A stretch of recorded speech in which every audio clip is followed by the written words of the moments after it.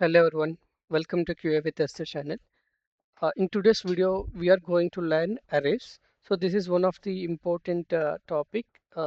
This is can be used anywhere in the real time and in any of the programming languages like Java or JavaScript or Python or .NET.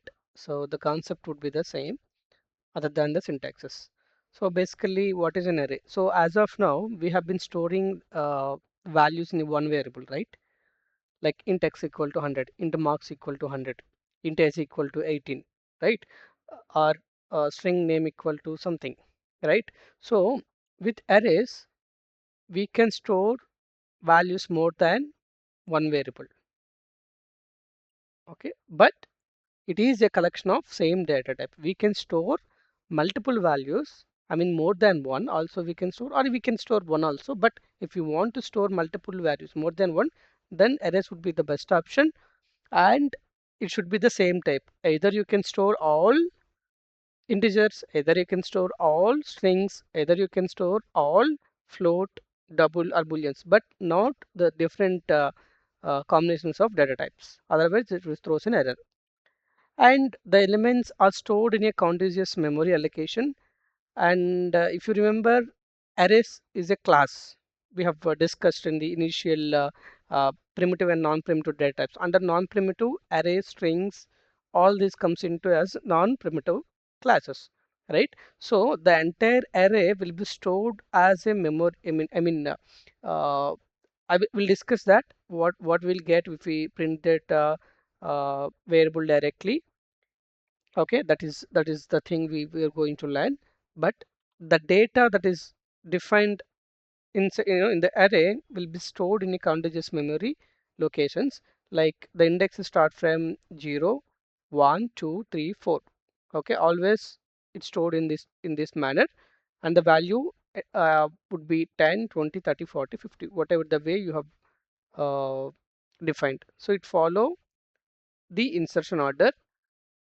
And the next thing would be arrays are fixed in size. Okay, arrays are fixed in size. This is very important. And the index start from 0. Each element is accessed using an index. So that's where the index concept comes into picture. So this entire value is stored under a variable called numbers. When we print the numbers directly, we'll get memory address of this particular thing, not directly values. Okay, that's the reason non-primitive string and arrays are non-primitive data types. Okay. Now let's write some example. Let's go inside. So how to declare and initialize an arrays. So remember, arrays follows insertion order and it is fixed in size. Okay, and can be accessed these elements using indexes. Okay, so these are the ways to declare and initializing the arrays. There are three ways. So let's go with one by one. Let me create one new package here. com.learning.arrays. So inside this package, I will create one class. So arrays initialization, something like this. Okay.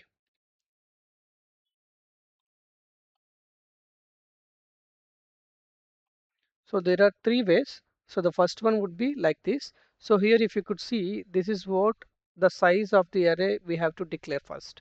Otherwise, it throws an error because arrays are fixed in size. Okay.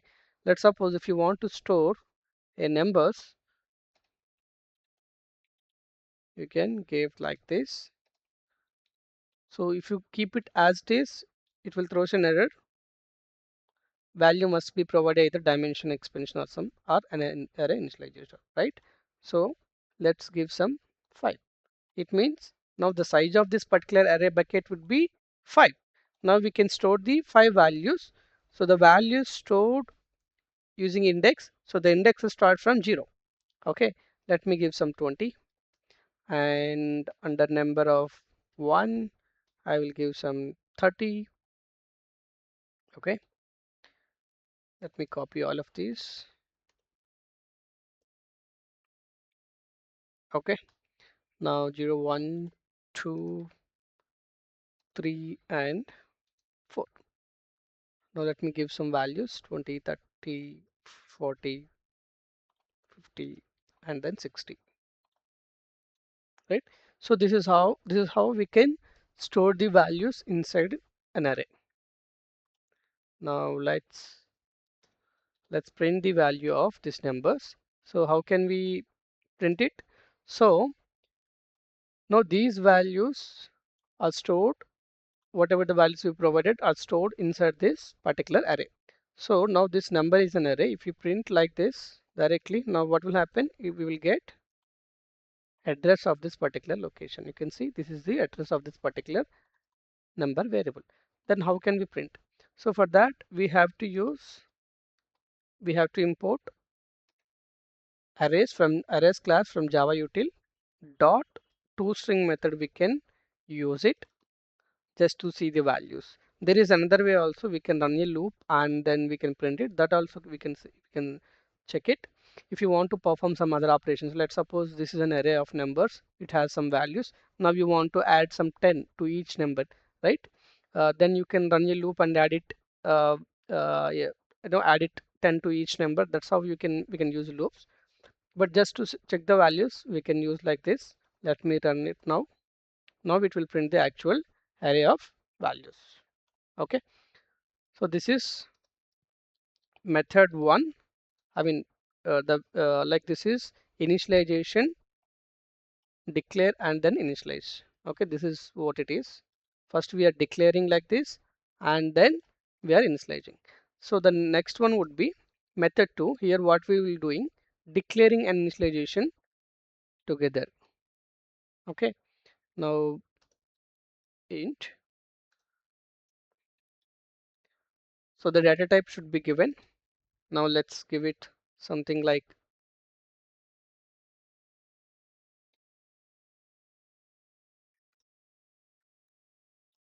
some height, or let's do one thing, marks. Okay, we can declare like this, some 90, 80, 75, 66, something like this, right? Now this is how we can declare and initialize together. Now if you want to print these values, if you want to see, then what you can do, if you print like this, then it will be printed the memory address of this particular array, right? So then what we have to use, arrays class. From that there is a method called toString. We have to use that and we can print this array. So in this way we can check our array, what are the values inside this particular array, right? So the next one, the next way is using a new keyword. This is the method 3. Okay, so let me copy it from here. So you might get a question here like you said arrays are fixed in size. So here we have provided how many numbers we wanted to store. But here where we are declaring, where we are initializing the size or dimension, right? So if you could see here, we are providing the values, right? 1, 2, 3, 4, 5 values we are giving. By the time we are giving, so the background it knows, right? What was the dimension? What was the size? That's how it is. Same case here also. Okay. So if you want to check these values, then you can again use like this, and you can do like this. Okay, this is how it is. Now total how many are there in this particular array? So the most favorite one for me is this. We can follow this notation. Okay, you can follow either of these way to declare and initialize the values, but this is would be easy. In one line we can be able to do it, right? And now it has how many elements? 1, 2, 3, 4, 5, right? So if you want to know the length, then there is a method called length from this array. Okay, so what it returns? It returns an int. So what is the return type and how we got it? So all these things we are going to learn in the next class, another classes. Okay, this is the length. So now we can print this. Now you can see it will print the length of this particular array. So here length would be 5, but keep in mind indexes start from 0, right? So length would be 5 here, but indexes start from 0, 1, 2, 3, 4. Okay, if the length is 5, then what would be the last index value? 4. If length would be 10, then what would be the last index? 9. If length would be 15, then what would be the last index? 14. If length would be 20, then what would be the last index? Value L minus 1. That's it. So 5 minus 1, 15 minus 1, 20 minus 1, that would be your last index value. Okay, now declaring and initialization is done. Now we'll see how to access these elements using loops and all of it. Okay, now let's suppose, as I said, this value stored in the format of indexes. Now this is the whole array value if you want to print and see. But let's suppose if you want to see some particular value, you can give brackets like this. Okay, Array.toString is not required here. So this is our variable, right? Now here you can provide the index value. Let's suppose I want to print this 40. So what was the index of 40? 2, right? Let's give like this. That's it. There is one more bracket. Now let me run this particular code. Now this would print 40. Okay, so let me create one more class just to make it clean. So that is access, something like this, access elements. So elements can be accessed through indexes. So indexes start from 0, right? So int, there is an array of 20, 30, 40, something like this, right? Now what can we do is I want to print 30. So index starts from 0. So what was the index of 20? 0, 1, 2. So this is the variable, right? So we can give the variable here. If I gave 0, then it will print 20. You can see. Similarly, if you want to print other values, then you can just provide the indexes of other values like 1 and 2. Okay.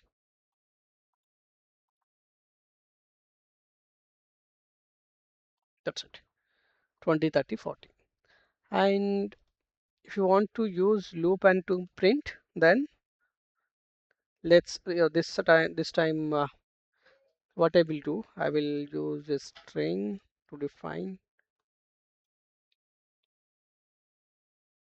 Okay, okay, that also we can do. Let's do something else. Int some array2 equal to some numbers, some 15, some 40, some 70, something like this. Okay, now what can we do here is we can use a for loop. Okay, so in this for loop, int I equal to 0, I less than 2 dot length, and then I plus plus, right?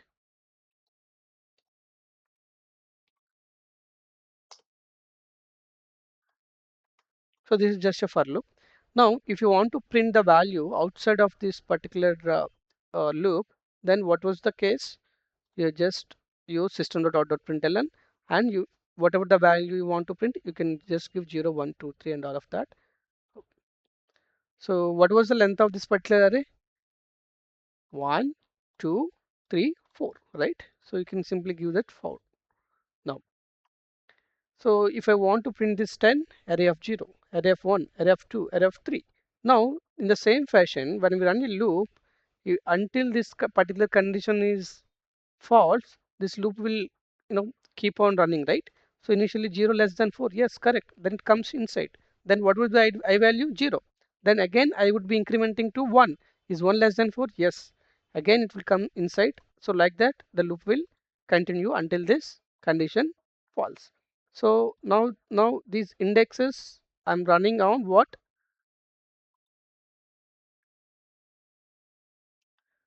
So my bad, we have to give array 2. Okay, so if you're if you want to access something outside the range, then you will get like this. Okay, we have used this variable, not this, so we have to use this. Let's do again. Yeah, let's give some sysout statement just to segregate these two outputs. Now you can see this, guys. So 10, 15, 40, 70 got printed. So now first the loop runs, and inside the loop I'm just using system.out.println, and then I'm just running incrementing this I value every time. Okay, so that's it. And then if you want to add something, right, so you can just give some 10 or something like this. Then what will happen? For each value it will add 10 and it gives. So 10 plus 10, 20, 25, and then 50, 80, right? So this is how you can use for loop. So there would be another for loop, that is advanced for loop, or we can call it as for each also. Okay, and before this I just want to add one more point here. Let's suppose if now the length got increased to something else. I've added one more number here. Now do you think that it will print everything? No, till 80 it got printed. Okay, let me remove again this 10. Okay, now let's run it again. Till 70 it got printed. The reason, what would be the reason? So now you have how many numbers? 5 numbers, but you gave the length as 4. So that's the reason it just run the loop till this point. But if you want to run this, then what you have to do, you have to give 5, right? Then you will get these particular things. Let's suppose now the array is something like this. Then what you have to do, you will count the numbers each and every time, and again you have to run the loop, right? So instead of that, what you can do, like this. You can use dot length method. So we have a length method, right? This length will gives the length of this particular thing. Instead of manually giving it, let it be whatever the numbers you can give it, right? So now this would be automatically print the values, whatever the operations you can do. So now you got the values, right? So whatever the operations you can do on top of it, right? Let's use some advanced for loop. Now if you want to print all of these values, right? So the advanced for loop syntax would be, what was the, now we want to print all of this. So this is one way, and another way is advanced for loop. What I'm doing, so now these are the values are stored inside this particular array. Now what is the type of each value? Is integer, right? So now for each integer I'm giving some variable called num, and I want to run a loop on this particular array. That's it. Now if you print num, so now it directly prints the numbers. So let's to add some sysout statement here just for segregation outputs, and then you can see here. So the same data it got printed, right? Let's suppose let's initialize some strings. So string,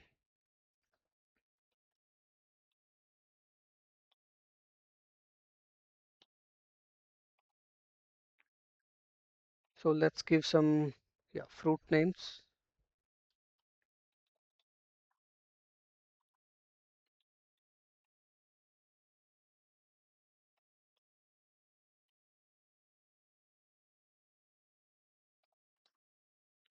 Something like this, right? Now if you want to print, so simple for loop, and then this is normal for loop, and what you can do, fruits dot length. And if you want to print mango, then what would be the statement? System.out.println fruits of 0. Then if you want to print apple, fruits of 2, right? So the same thing what I'm doing now, I will just use this, and now the 0, 1, 2 to the indexes are incrementing using I value. Now that's it. Now let's add one more sysout statement here, so that again output would be clean. You can see like this. Now let's suppose if you want to print the same thing with advanced for loop, right? Then what I said, now these values stored under this particular value called fruits. Now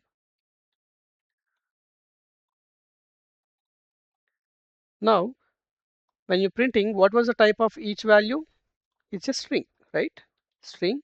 Some you can give some any variable. You can give x, y, z, but a generic.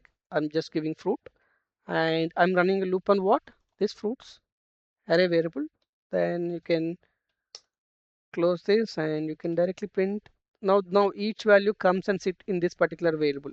First, it will get and bring mango, and then orange, and then apple. So this is what advanced for loop do for us. So this is just simpler format of it. Okay, the for loop ones. Okay. So these are the default values of an array. So let's see. So default values of array. If you don't provide anything, okay. Let's suppose you have defined like this. Uh, there is a number array, something like this. Okay. Now new int. Let's you gave some 10. Okay. Now let's suppose if you try to print. Let me spelling mistake here. Let's change this to y. Okay. Now if you try to print some 8, right, then what would be the value of 8? You have declared the size, but you haven't give any value, right? So the default value in arrays for int is 0, for double 0.0, 0.0f, for boolean false, char, string null, object null, something like this. Okay, but if you're trying to access something beyond the length that you have gave, let's do like this. Okay, you have given the size, so here don't confuse, here this is size, and this is you're accessing the elements beyond the size. Let's see now what happens. So this is what, this is index, this is size. So what would be the max index when you define a size of an array with 10 elements? Then the max index would be l minus 1, meaning 10 minus 1, because the index starts from 0. So 9 would be the max. So if you give 9, then you will get 0, the default values, as you haven't declared initialized any values, right? If you go beyond something like this 10 or 15 or 19, then you won't get here when in the compile time, but in the runtime you will get this error. Okay, so you can see index 19 out of bounds for length, right? So there are some methods in arrays. Okay, let's do some examples. So array methods.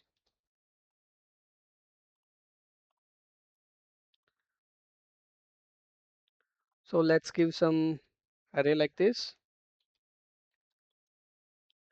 some 20, 30, 10, something like this. Okay, so the first method would be sort. Here we can see that. So how can we do sorting? So we have to first import arrays class.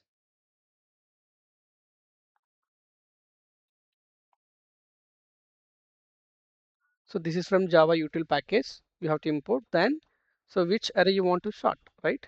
So you can sort like this, and once that is done, you can print. So how you have to print? Arrays.toString, or you can use a for loop also if you want to see, right? So let me give like this, and now like if you print it, now you can see we have provided value something like this. Now by default sort method will default it sorts in ascending order. Okay, if you want to print in descending order, then you can do reverse printing. We have for loop, right? So the for loop, you can just now this array got at line number, so this execute line by line, right? So when it comes to at line number 10, the array got initialized, and then when it comes to line number 11, the array got sorted, and when you print, it got printed like this. If you want to print it from descending order, now you can print it in reverse order.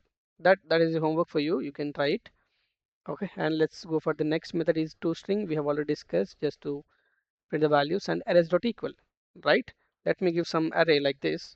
Int array1 equal to 20, 30, 50. Okay, now another array would be like this. Array2 20, 30, 40. Then if you print by using equals method, Arrays.equals. So this was the method. So we have to provide array1 and array2, something like this. So now these two arrays will compare and it gives you the Boolean value, whether both are true or false. So obviously these two are false. Let me give 50.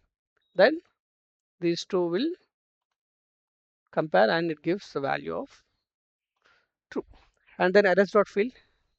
Let's suppose this is dot equals, and then this is for fill, right? Let's suppose there is an array which is an empty array, empty array fill example, something like this. I'm just giving variable like this. Okay, new int array of type some 70. Okay, let's give some 5 values. Okay, the size. Now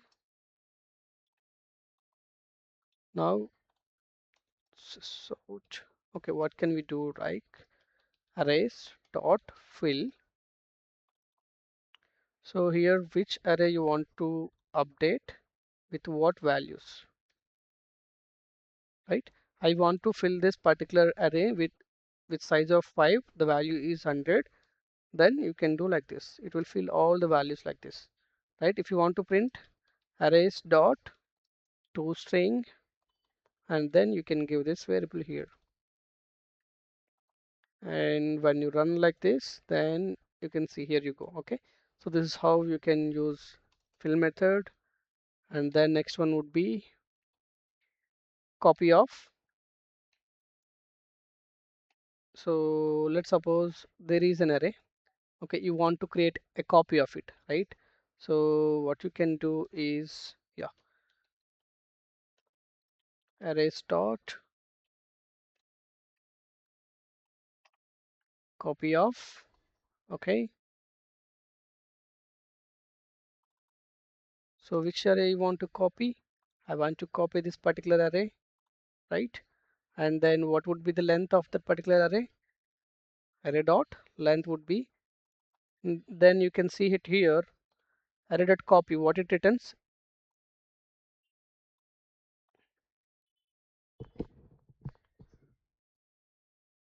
So it returns a copy of original array and truncated and paired with zeros to obtain this. So this will given, this will provide another array which is of type int, right? So let's give some name called copy array, right? If you want to print, then again you have to use this out and arrays dot toString method, and inside of it you have to give this particular one. That's it. So now what would be this output of this? So since we have sorted here, so it gives 10, 20, 30. So this value should be 10, 20, 30. So we just mirror of it, right? And the next one would be Arrays.asList. Let me copy it from here. So now there is an array. Okay, now you want to print it as a list, right? So this is how you can do that. You want to convert it as a list, right? From array to list, then you can use dot as list. Then you can give this. So what is a list? What is a set? What is a map? These all comes into collections framework. There we going to discuss. Okay, but these are all the inbuilt methods. So we can use those methods wherever the requirement it would be. Okay, so and arrays are not good for insertion or deletion. Okay, so and one more thing, the points to understand here, arrays are fixed in size. Arrays are fixed in size and it can store multiple values. You can see these advantages. Fast element access using index. We can use indexes to access the elements, and easy to iterate, memory efficient, and it can store multiple things, and it is fixed in size. Just to remember the point, it is fixed in size. It can be accessed through index, and arrays cannot be used for insertion and deletion because they are tightly coupled. And uh, whereas arrays can be used when you want to retrieve the data fastly, right? Then you can go with arrays. When you want to do some manipulations on the arrays, then you can go with collections. Okay, so these are the disadvantages. Like it is fixed in size, stores only one data. It cannot store multiple data. So that's where collections comes into the picture. You can store multiple objects, but still we can use strictly typed declarations. But we can use both in collections. We can discuss there. And insertion and deletion would be difficult because the size is fixed, right? And size cannot grow dynamically. Okay. So these are some advantages and disadvantages and how to use arrays and all. So thank you for watching. I hope you understand. Please do subscribe.